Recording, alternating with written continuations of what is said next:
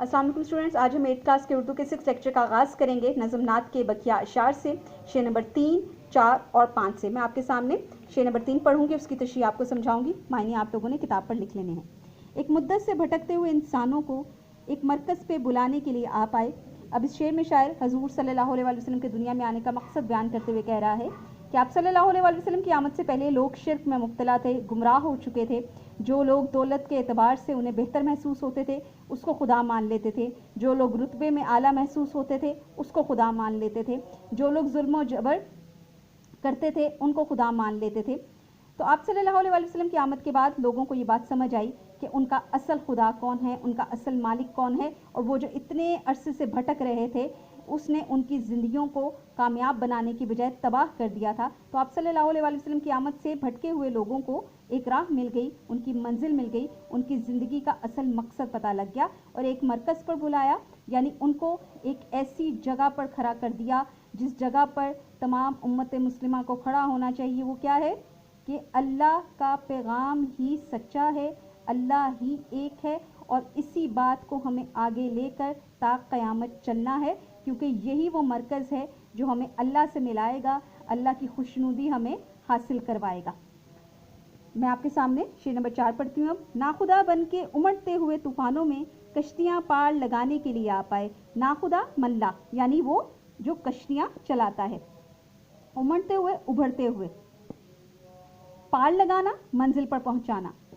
अब वो कह रहे हैं कि आप सल्लल्लाहु अलैहि वसल्लम की आमद से पहले जब लोग शिर्क में मुब्तला थे, गुमराही के रास्ते पर चल रहे थे, तो वो ऐसे तूफ़ान का सामना कर रहे थे जिसको रोकने वाला कोई ना था।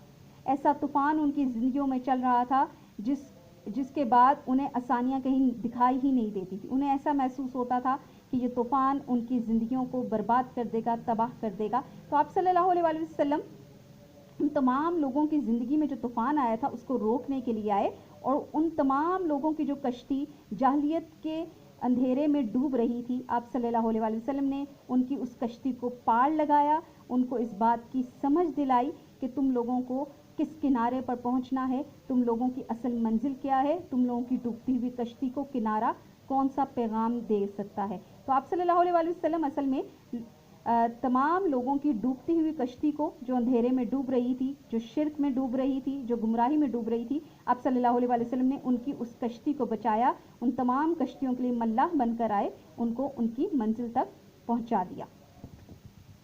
शेर नंबर 5 आपके सामने पढ़ूंगी। काफले वाले भटक जाए ना मंजिल से कहीं, काफला कारवां, राह दिखाना, रास्ता दिखाना।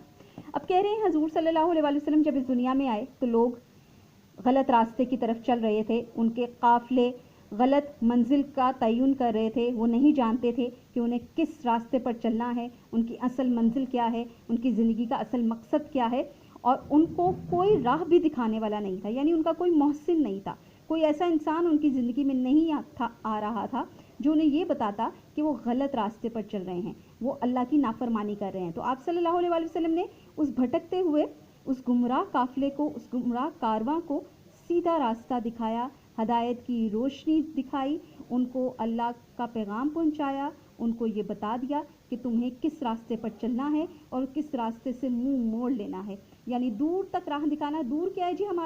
हमारा दूर है जी क़यामत, आखिरत।